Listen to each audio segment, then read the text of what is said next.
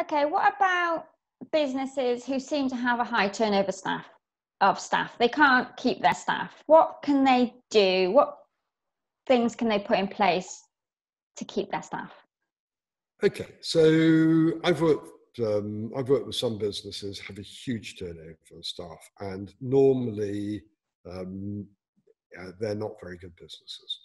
It's as simple as that, right? People don't tend to leave good employers. They Yeah. stay. Other businesses I deal with, they've had people there from the start, 30 years, 35 years, right? 15 years, right? I'm dealing with a matter at the moment for one business, and it's the first time in 7 years that they've wanted to let anyone go, and it's to do with unlawful recording of conversations, which is quite a serious matter. So, they're looking to make that process as painless as possible for everyone, but it's a regrettable circumstance. Right? Yeah. Now, they're a reasonable employer. They're, pretty good, very caring, bit paternalistic, in the dominant characters, but staff turnover leads to a lot of negatives in business.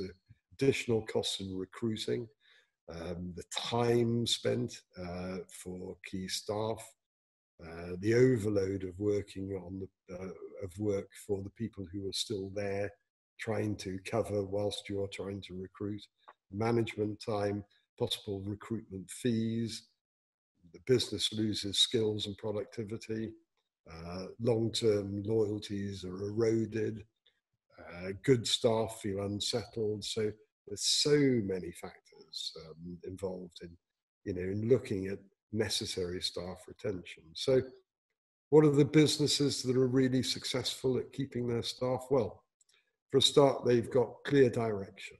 They've got good management. They've got salaries, good salaries and key benefits. Salary isn't the be all and end. You don't have to pay the most, right? But the whole package matters, right? Yeah. So working conditions, obviously if you're working in a sweatshop, you're going to want to leave because you want to go somewhere else. So career paths, the ability to see that there may be a career in this or an opportunity, or that you might profit as a result of the future sale of the company, getting people involved in share options if they're of the the caliber of the person that you want, so that they can see there's a reward if they make everything work properly. Yeah. So work-life balance is another issue. Saying thank you, and management and owners saying thank you to people actually and appreciating their efforts. So kind of That's a big one, I think. To feel appreciated, isn't it? Staff need to feel appreciated. And so, your performance and your life is validated. Someone comes up and says, thank you, you did an excellent job there. It's so meaningful. So, but it really helps if there's clear and kind of inspiring leadership, Polly. So, because people respect and desire fairness in their employment, and they want to work for someone that they respect. Yeah. Might not like them, but they respect them. And I think that's a key factor. Okay, and what about induction programs, and so the employee knows what they should be getting, and does that help? Yeah. I think, well, it does, because it means that the person that you've begun to work for is professional. They've introduced you, they've shown you where the loos are, even basic things, because you walk in, it's a bit like your first day in school, isn't it? You don't know where anything is. So, so you need to have that information, and, it helps because obviously you're not going to remember people's names. This is Derek from accounts, this is Charlotte, things, and it all gets a bit confused, and you sit down and you gradually work it out. But the more help that you've got with that process shows that your employer cares about you. Nowadays, obviously, there's kind of, you need to know about basic health and safety things like fire precautions, and what you do if the alarms go off and stuff, right from the word go. So, yeah, shows a caring, fair employer. And, yeah, that's very helpful. Yeah. Induction processes nowadays as well, which actually it brings me back to one of the policies that's increasingly important. But induction procedures, cover a wide range of issues. The IT side of that is always very important now, because the programs that you use, what training you're going to get if you have to use them. But that neatly it brings me back in some ways to one of the really important policies that companies should have is social media and communication policies.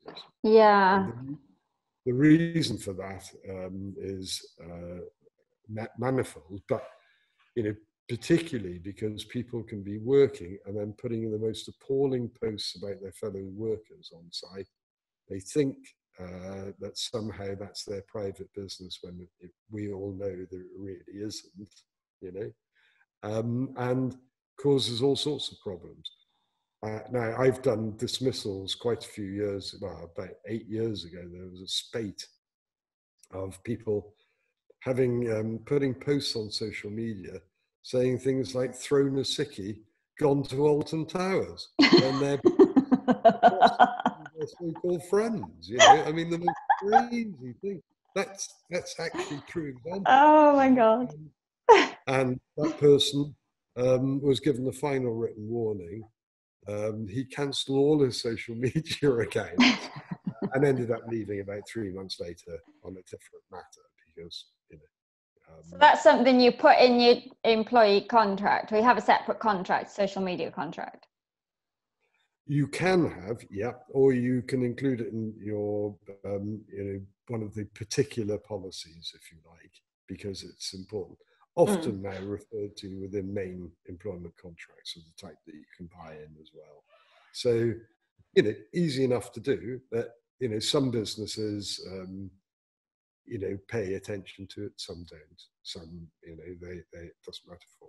But it's a good thing. It's a good thing now to have in, isn't it? Yeah. Yeah.